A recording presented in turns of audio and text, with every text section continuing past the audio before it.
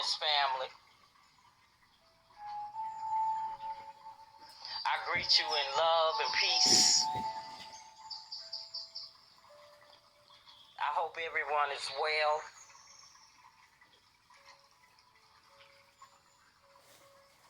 I want to talk to you today about all that's in my heart concerning you, us, from which God has given.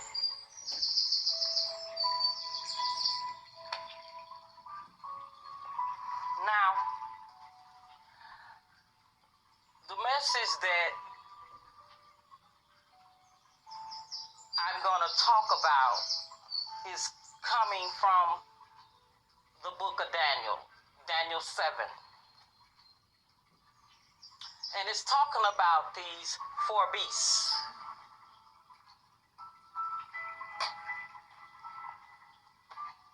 that's on the land.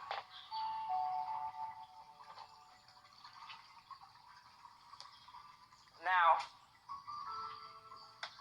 these beasts are coming for something, have came, and is continually. But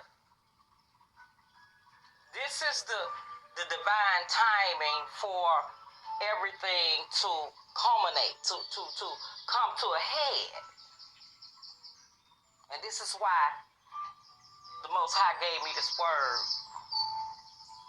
so that I can reiterate his word.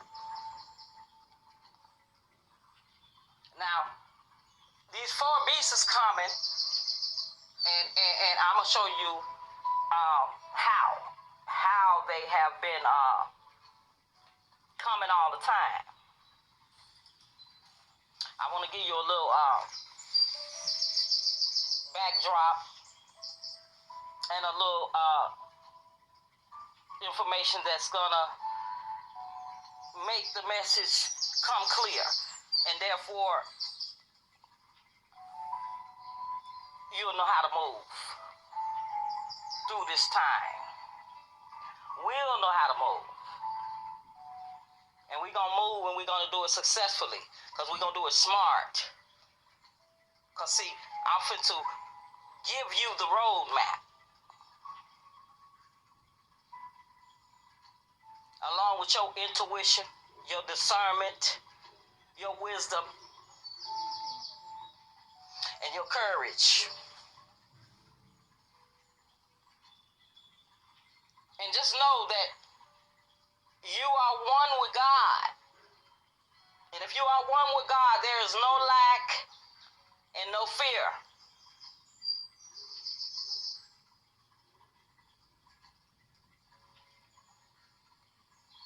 Nothing missing, nothing broken.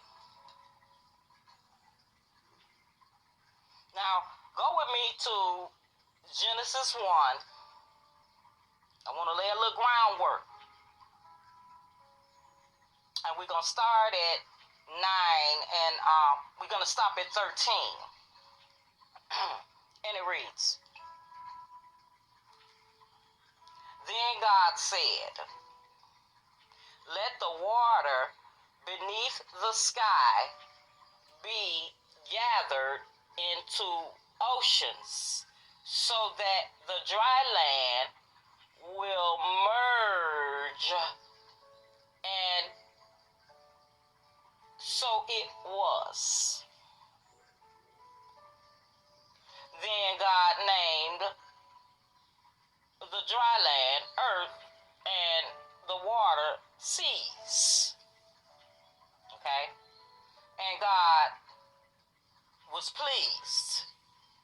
And that's why this beast is coming out of the seas. The seas of other pharaohs, dictators, and da-da-da. I also want you to hold on to the fact that God made the dry land and the ocean to merge, okay? Verse 11. And he said, let the earth burst forth with every sort of grass and seed bearing plant, and fruit trees with seeds inside the fruit, so that these seeds will produce the kinds of plants and fruits they came from, making it perpetual, never ending, consistent. Okay? And so it was, and God was pleased. 13. This all occurred on the third day. Because, see, God tells the end from the beginning. And in this third day, he knew that in this third day, what would be taking place now. So he already prepared the earth to give us everything we need, not what we want, not what they created to sell to you, okay, but what we need.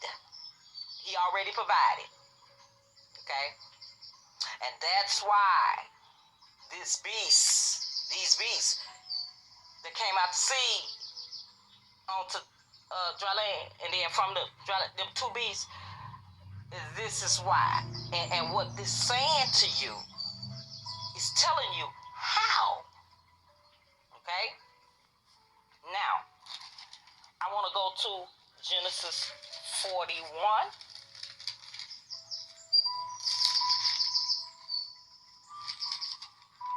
And I want to start at, let's start at 25. Because, see, I want to tell you that the prophecy in Daniel is the same prophecy in Genesis 41 that Joseph, God put the spirit on Joseph and gave him a dream of this same prophecy. Okay? This is the witness. 25. Genesis 41 and 25. It reads, both dreams mean the same thing. Now, when Joseph's saying this, he's talking about the two other dreams that I'm not gonna read about. When he was imprisoned, three of them had a dream that night. Okay, so, but this dream here is the dream of the Pharaoh. And the Pharaoh had two dreams, and both of his dreams meant the same. And it reads, both dreams mean the same thing. Joseph told Pharaoh, God was telling you what he is going to do here in the land of Egypt. You might as well say America, or you might as well say the world. 26. The 7 fat cows and also the 7 fat, well-formed heads of grain mean that there are 7 years of prosperity.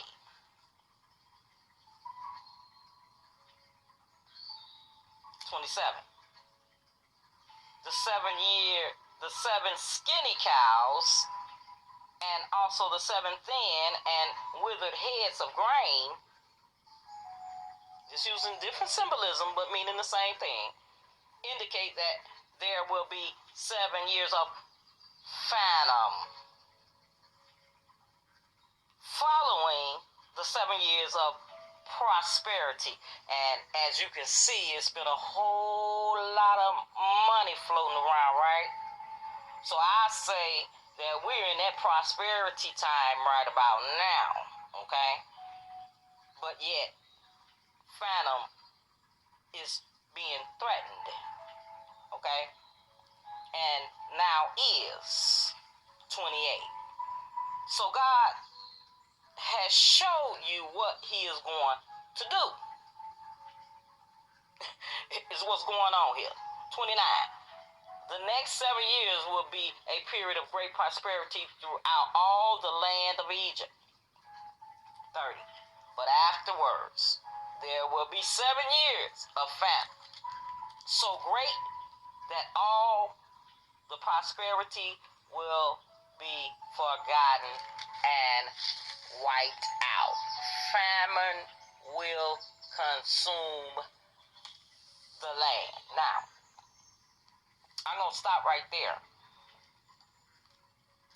and flip to the end.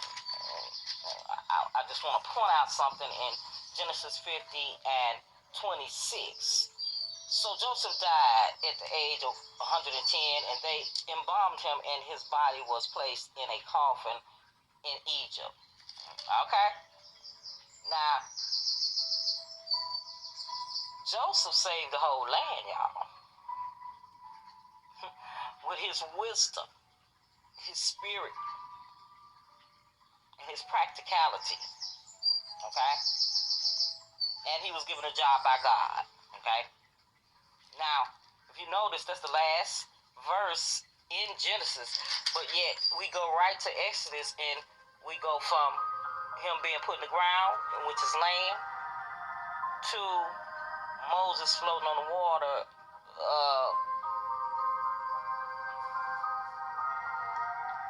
our deliverer, okay? Our ancestors' deliverer floating on the water, okay? So you see this land and water aspect is what I need you to see. Go with me to Daniel chapter 7. And I want to start at 2. In my dream, I saw a great storm on a mighty ocean with strong winds blowing from every direction. And these winds indicates commotion. In every direction is east, west, north, and south, as you know. Verse 3. Then 4 huge animals came up out of the water, each different from the other. Verse 4. The first was like a lion. See, he was like a lion. And this is who I want to expound more on, because the 3 out of the 4 is going to be taken over, power taken, and give this 4th beast, okay? But I want to give you a little groundwork here. Now,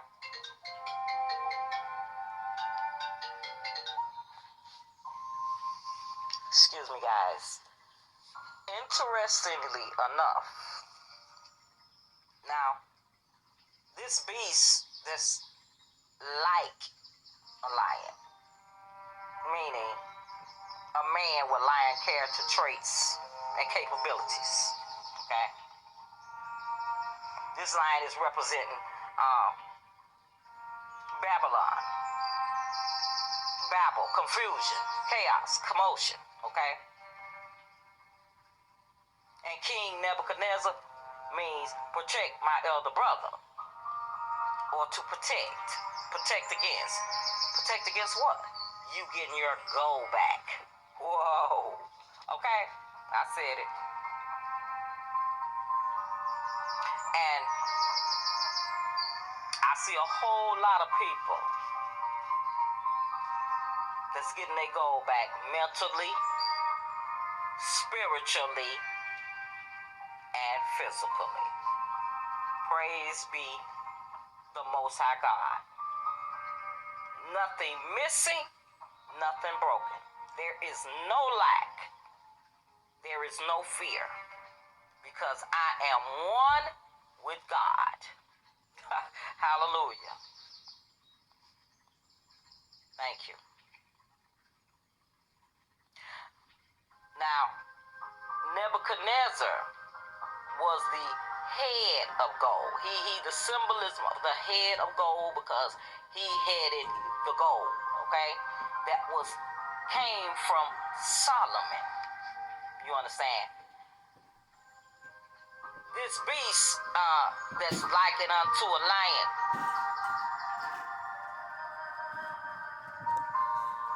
Babylon has been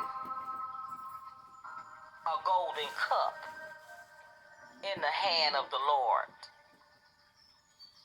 intoxicating